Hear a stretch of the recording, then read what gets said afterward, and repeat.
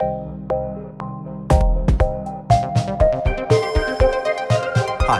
welcome to On Investors' Minds. I'm Tai Hui, the Chief Market Strategist for Asia Pacific at JP Morgan Asset Management. And thank you for giving us a few minutes of your time to understand what investors are thinking about right now and how that fits in with building the right portfolio. In this episode, we'll cover some of the key points from President Trump's tariff announcement on April 2nd and some of the immediate impact we could see for investors in APAC and also globally. So there are three parts. First, what did President Trump announced on April 2nd? Second, how did the market react and what does that mean for the US and the global economy? And third, arguably most importantly, what does that mean for investors? Now, for the announcement, I think there are some key elements. Number one, the 25% tariff on car imports into the U.S. is going ahead. And at the same time, the U.S. is introducing a universal tariff of 10% for all imports. That's just the base case. Then there's the reciprocal tariffs, and this varies by individual economy. According to the White House, these tariff rates are calculated according to each individual country, how much they're charging U.S. exports to their country, and the tariff rates right now is half of that calculation. Now, some of these tariff rates are indeed quite significant: 34% on China, 20% on EU, 24% for Japan, 32% for Taiwan, 46% for Vietnam, 26% for India, 25% for South Korea, 36% for Thailand, and also 32% for Indonesia, just to give you a few examples. For China, our understanding is that the 34% tariff seems to be added on top of the 20% tariff that's already been implemented in the past few weeks. It is worth noting that even with Chinese companies relocating their production elsewhere in emerging markets, the latest round of tariffs are still likely to impact their production because markets like Vietnam and Indonesia, they're also hit by additional tariffs. Canada and Mexico are left out for the time being. Of course, they're still negotiating with the US when it comes to that 25% tariff that was announced earlier. There are still some outstanding questions. For example, how willing would the US be to negotiate with individual countries or trade partners?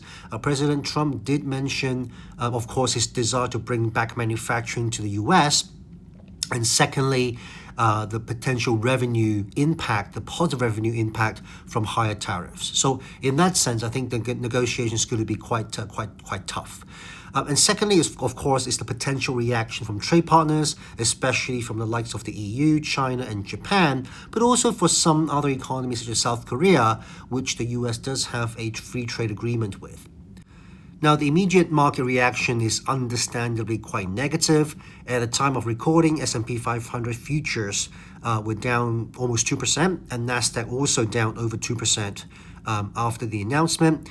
Treasury yields fell, so you can argue that the market is more concerned with the negative growth impact and potential inflation rebound that these tariffs could bring. Surprisingly, the US dollar weakened. The dollar index is down. The OIS market, the overnight index swap market, looking at the Fed's potential next move, is pricing in about 80% of a cut in June and 325 basis point cuts by the end of the year. Now, this compares to just 2 cuts for 2025 after the March FOMC meeting. So again, you can argue that investors are looking at the potential downside risk to growth from these new policy moves, not just the upside risk to inflation. Now, what does that mean for the economy? Now, these are some very significant increase in tariff rates. We do need a little bit more time to calculate, but I think it's safe to say that today's announcement would bring U.S. average tariff rates on imports to its highest level since the early 20th century, so really going all the way back to the 1930s, even 1920s.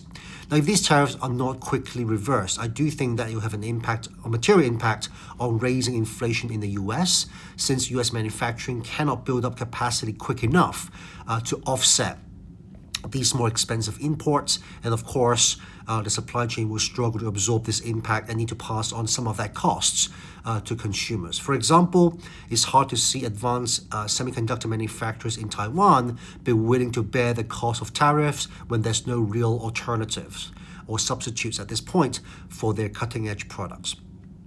Now, some investors are hoping today's announcement will provide more clarity to the US government's trade policy.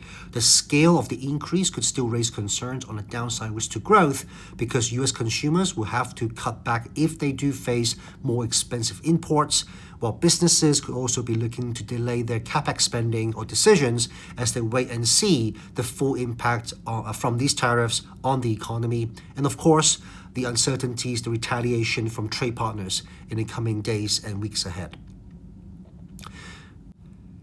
So we do think today's announcement is going to put more near-term pressure on risk assets, including both US and Asian equities.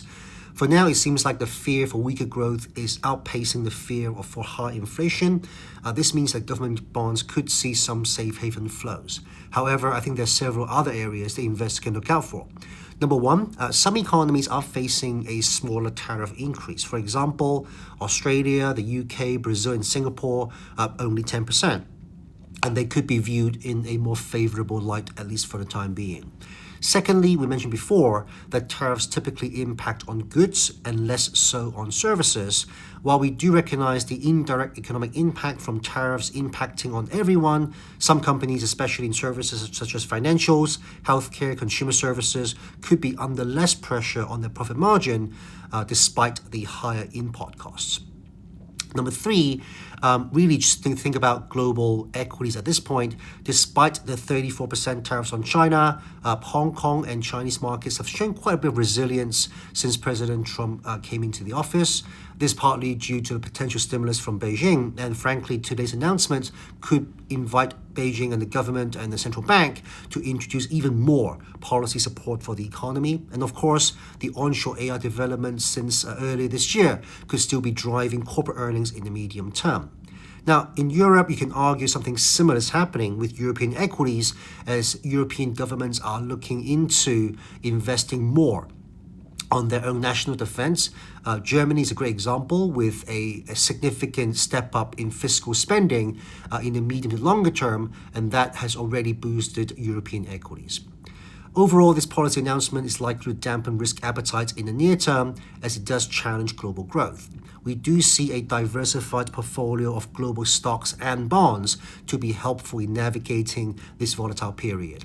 I do want to emphasize also the role of income once again, whether it's from fixed income, from stock dividends, from alternative assets like transportations and infrastructure or real estate, or strategies with option overlays. A consistent income stream is really appreciated when asset prices go through policy-induced volatilities. So thanks for listening. If you enjoyed this podcast, please share this with your friends or colleagues and consider subscribing. If you have any topics that you'd like us to cover going forward, please reach out to your JP Morgan Asset Management client advisors. I'm Tai Hui. I'll see you in the next episode to discuss what's on investors' minds. This content is a general communication being provided for informational purposes only. It is educational in nature and not designed to be taken as advice or a recommendation for any specific investment product, strategy, plan, feature, or other purpose in any jurisdiction, nor is it a commitment from JP Morgan Asset Management or any of its subsidiaries to participate in any of the transactions mentioned herein. Any examples used are generic, hypothetical, and for illustration purposes only. This material does not contain sufficient information to support an investment decision, and it should not be relied upon by you in evaluating the merits of investing in any securities or products. In addition, users should make an independent assessment of the legal, regulatory, tax, credit, and accounting implications and determine, together with their own financial professional, if any investment mentioned herein is believed to be appropriate to their personal goals. Investors should ensure that they obtain all available relevant information before making any investment. Any forecasts, figures, opinions, or investment techniques and strategies set out are for information purposes only based on certain assumptions and current market conditions and are subject to change without prior notice. All information presented herein is considered to be accurate at the time of production, but no warranty of accuracy is given and no liability in respect of any error or omission is accepted. It should be noted that investment involves risks, The value of investments and the income from them may fluctuate in accordance with market conditions and taxation agreements, and investors may not get back the full amount invested.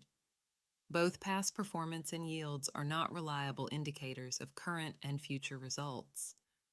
JP Morgan Asset Management is the brand for the asset management business of JP Morgan Chase and Company and its affiliates worldwide.